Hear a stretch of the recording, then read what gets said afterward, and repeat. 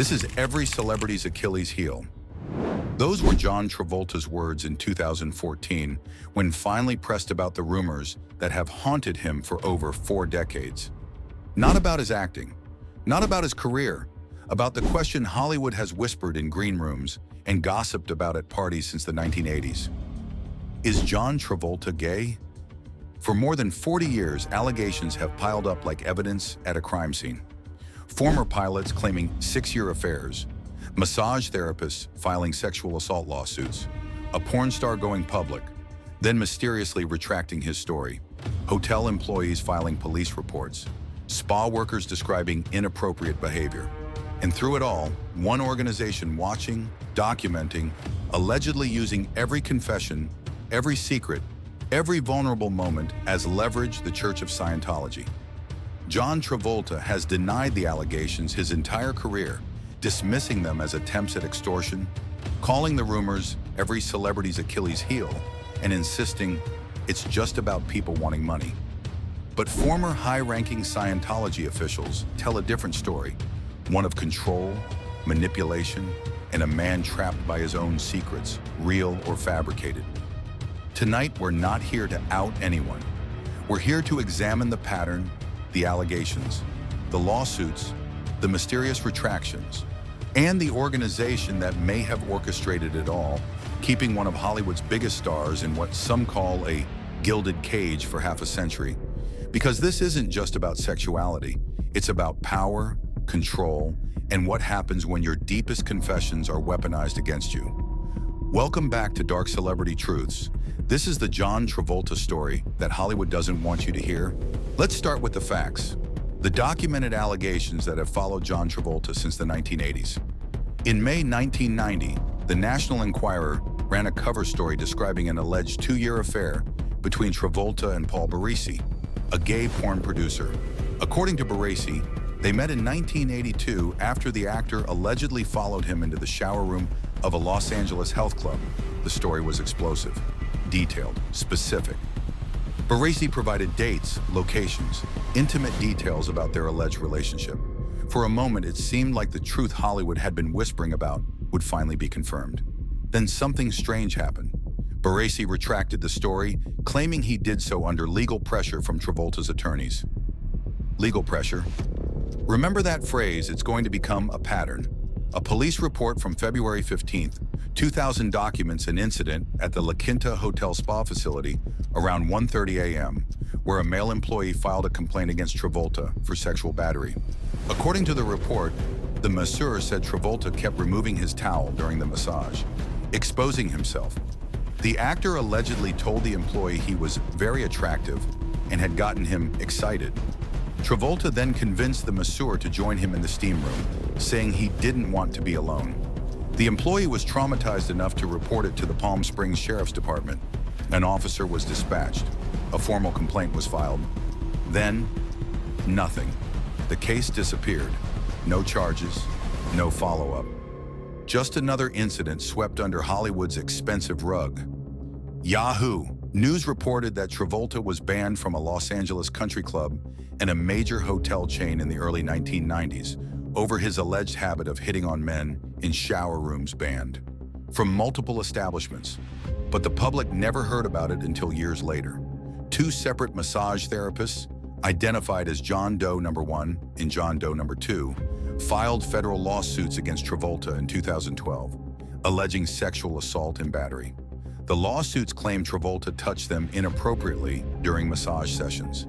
The allegations were specific, detailed, and disturbing. These weren't vague accusations. They described exact incidents, times, locations. Travolta's lawyer denied everything. And then, predictably, both lawsuits were dropped, legal pressure again. Settlement money changing hands, non-disclosure agreements signed, silence purchased. This is where things get really interesting and really dark. Doug Gotterba, who worked as Travolta's personal pilot in the 1980s, claimed he and Travolta had a 6-year romantic relationship beginning in 1981. Gotterba narrated how Travolta first seduced him during his interview to become the actor's pilot in September 1981. He claimed their romance began after a trip to Monterey, California, where Travolta courted him over a bottle of Merlot wine following dinner at the Highlands Resort in Carmel. They returned to the hotel room where Travolta offered to give him a nude massage. Gutterbud didn't just make vague claims, he provided specific dates, locations, intimate details about their alleged relationship. He claimed Travolta only dated Brooke Shields as a cover for their ongoing affair and described manipulative behaviors, including jealous outbursts and the silent treatment. When Gutterbud attempted to write a tell-all book about the alleged relationship, he received a cease and desist letter from Travolta's attorney claiming he had breached the confidentiality provision of a termination agreement he signed when he left Travolta's aircraft company. Let that sink in for a moment. Gutterbud had signed a confidentiality agreement, not about aviation secrets or business operations, but apparently about his personal relationship with his employer. Why would a pilot need to sign a confidentiality agreement about anything other than professional matters? Unless there was something personal to hide. The legal battle went all the way to the California Appeals Court. And here's where it gets fascinating. In July 2014, a California appeals court judge ruled that Travolta could not stop the pilot from telling his story Travolta lost. The court essentially said Gutterbud had the right to speak, but by then, the damage control machine was already in motion. Now let's talk about the organization that's been in the background of every single one of these allegations, the Church of Scientology. John Travolta joined Scientology in 1975, introduced by actress Joan Prather during the filming of The Devil's Reign. For nearly 50 years, he's been one of the church's most high-profile celebrity members. But according to former high-ranking Scientology officials, Travolta isn't a member by choice anymore. He's a prisoner. Former Scientology spokesman and high-ranking official Mark Rathbun has stated publicly that the church keeps extensive files on John Travolta, what they call ethics files, containing everything confessed during auditing sessions. For those unfamiliar with Scientology, auditing is their version of confession or therapy. Members sit connected to an e-meter device, essentially a crude lie detector, and confess their deepest secrets, fears, desires, and experiences to an auditor. Everything said in these sessions is documented, filed, stored, forever. In 2014, when pressed about the Doug Gutterbud lawsuit and decades of rumors, Travolta told the Daily Beast, "This is every celebrity's Achilles heel. It's just about people wanting money, that's all. It happens on many levels." He continued, "I don't care that much about it. Other people may attack it back more than I do. But I let all the media stuff go a long time ago because I can't control it. I think that's why it persists to some degree." Notice the language. He doesn't directly deny being gay. He frames it as people wanting money and says he doesn't care that much. That's not the response of someone falsely accused. That's the response of someone who's exhausted from decades of dodging the question. But the most heartbreaking part of that interview came when he was asked about the timing of the allegations.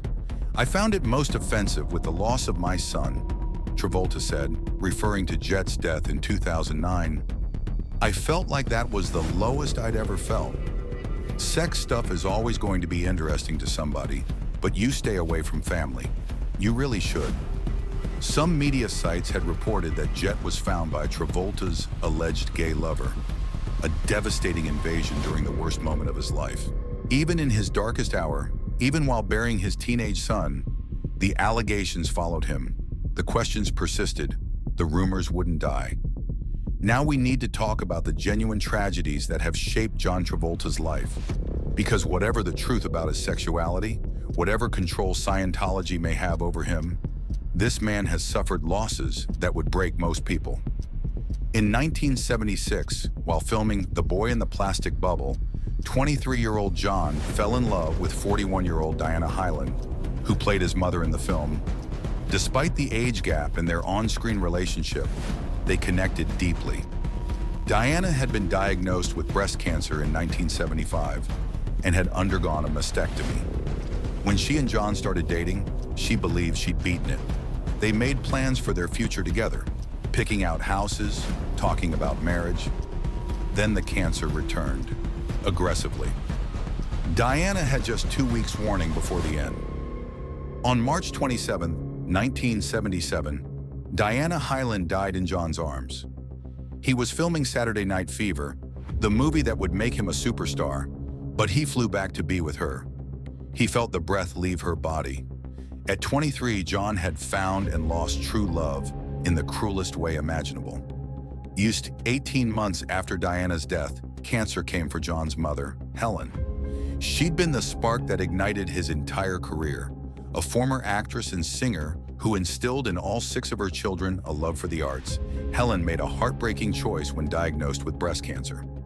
She didn't tell John immediately, knowing what he'd been through with Diana. She wanted to protect him from more pain for as long as possible. When she finally had to tell him, John became her caregiver. Visiting almost daily, he would perform for her, singing, doing little musical numbers, anything to bring light to her darkest days. Helen Travolta died on December 3, 1978, at age 66.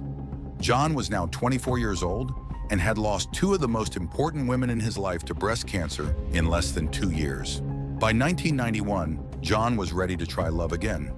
He married actress Kelly Preston, and together they built a family, son Jet in 1992, daughter Ella in 2000, and son Benjamin in 2010. In 2018, Kelly was diagnosed with breast cancer, the same disease that had taken Diana and Helen decades earlier. For 2 years, Kelly fought privately, receiving treatment at MD Anderson Cancer Center in Houston. She kept working when she could, appearing alongside John in the 2018 film Gotti, her last role. After the premiere, Kelly disappeared from public view. No more red carpets, no interviews, no Instagram posts. She was fighting for her life. On July 12, 2020, Kelly Preston died at age 57. 3 women John loved, 3 battles with breast cancer, 3 devastating losses across 4 decades. So here we are. John Travolta, at 71 years old. He survived 3 cancer deaths, buried his teenage son, endured decades of sexuality rumors, faced multiple lawsuits, and remained loyal to an organization that former members describe as a prison. Former Scientology officials paint a picture of a man who's allegedly wanted to leave for years, but can't. They describe him questioning the organization, especially after close friend Leah Remini escaped and began speaking out. But leaving isn't an option. Not when the church allegedly has 50 years of auditing files, 50 years of confessions, secrets, vulnerabilities, and intimate details that could be weaponized if he tries to break free. This is what former members call spiritual blackmail, using someone's confessions against them, transforming vulnerability into a tool of control. Think about the life John may have lived if these allegations are true. Potentially hiding his sexuality for 50 years due to religious pressure, watching his son die possibly without full medical intervention due to church beliefs, seeing his wife battle cancer while constrained by Scientology's complicated relationship with medical treatment. Unable to leave even as friends escape and tell him the truth about the organization. Trapped by secrets he confessed decades ago when he was young and seeking help. At 71, John Travolta has survived more loss than most people can imagine. He's buried his first love, his mother, his wife, and his son. He's faced decades of allegations, lawsuits, and public scrutiny. But the question that haunts this story isn't about his resilience, it's about his freedom. Is John Travolta living the life he chose, or the life he was forced to live? The truth remains locked behind auditing files, confidentiality agreements, and the walls of Scientology's headquarters. But the pattern of allegations, the testimony of former members, and John's own carefully worded non-denials tell a story that Hollywood whispers but rarely speaks out loud. John Travolta survived tragedy after tragedy with remarkable grace. But did he survive Scientology? Or did Scientology simply redefine what survival looks like? Because in the end, fame hides everything, until it doesn't.